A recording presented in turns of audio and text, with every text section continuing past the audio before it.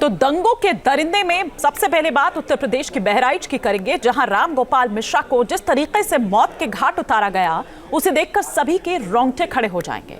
आपका खून खौल उठेगा, क्योंकि पोस्टमार्टम रिपोर्ट के मुताबिक गोली मारने से पहले राजकुमार के साथ भयानक बर्बरता की गई थी।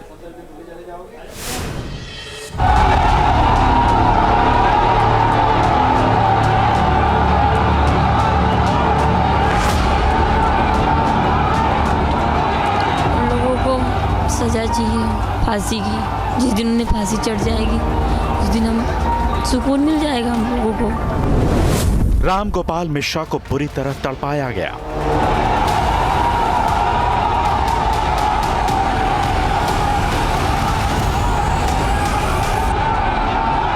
उसे बार बार करंट लगाया गया।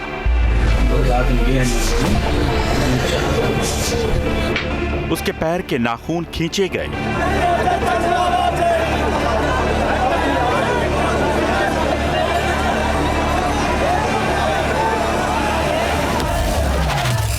आंखों के पास नुकीली चीज से हमला किया गया।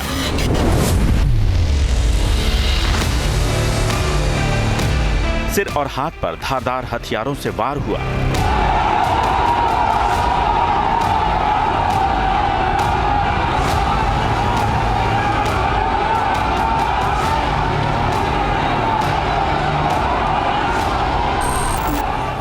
बहुत दर्दनाक मौत दी गई है उन्हें। बहुत गोली लगी थी उनको, चाकू से भी मारे, पैर के नाखून भी निकाल लिए प्लास से। बहराइच में राम गोपाल मिश्रा के साथ दंगाइयों ने जो दरिंदगी की, जिस तरह उसकी जान लेने से पहले क्रूरता की सारी हदें पार कर दी गईं। दंगा भड़काने वालों ने न सिर्फ उसकी जान ले ली, बल्कि उसे मारने से पहले जिस तरह तड़पाया गया, उसने तालिबान और आईएसआईएस की क्रूरता की भी याद दिला दी। क्योंकि बहराइच दंगों में मारे गए राम गोपाल मिश्रा की पोस्टमार्टम रिपोर्ट के मुताबिक राम गोपाल को गोली मारने से पहले उसके पैरों के नाखूनों को खींच कर निकाला गया था। राम गोपाल की जान लेने से पहले बार बार करंट लगाया गया था। राम गोपाल की आंखों के पास नुकीली चीज से हमला किया गया था। उसके चेहरे, गले और सीने में गोली के करीब 35 छर्रे लगने के निशान हैं। ये बात भी सामने आई है कि राम गोपाल के सिर पर धारदार हथियार से हमला किया गया था। जो भी अमानवीय हो सकता था वो मिश्राई के साथ हुआ है। इससे साफ है कि एक समाज विशेष के मन में किस तरह की घृणा थी और किस तरह की बर्बरता की पराकाष्ठा करने का काम किया गया है। बहराइच में रविवार को दुर्गा प्रतिमा विसर्जन के दौरान बवाल हुआ था और शहर में दंगे भड़क उठे थे। आगजनी और हिंसा का तांडव नजर आया। इस दंगे की शुरुआत राम गोपाल मिश्रा पर हुए हमले से हुई थी, क्योंकि दंगाइयों ने राम गोपाल को बंधक बना लिया था और उसके साथ जमकर बर्बरता की गई थी।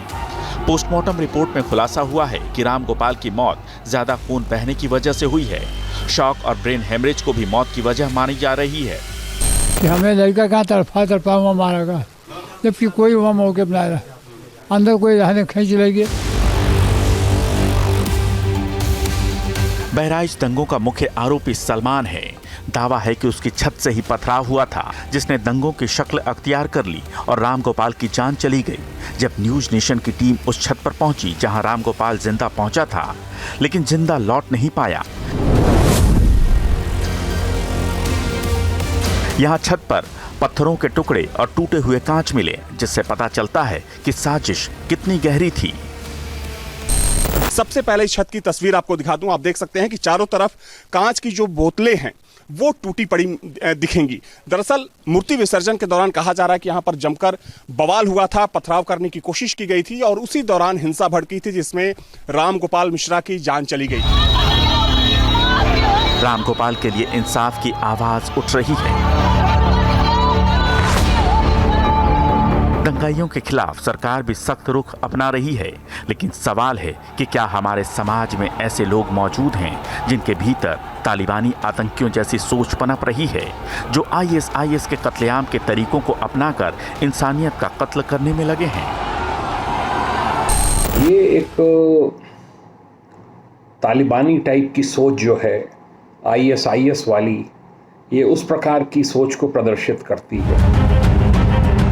दंगा सभ्य समाज पर बदनुमा दाग है, लेकिन कुछ ऐसे लोग भी हैं जो दंगाइयों की क्रूर सोच पर सवाल उठाने के बजाय उनकी हिमाकत करते नजर आते हैं। ऐसे ही महाशय हैं अजमेर दरगाह के सरवर चिश्ती, जिनमें दंगा जमात के खिलाफ बोलने की हिम्मत नहीं है, लेकिन दंगों पर एजेंडा चलाने में वो पीछे नहीं हैं।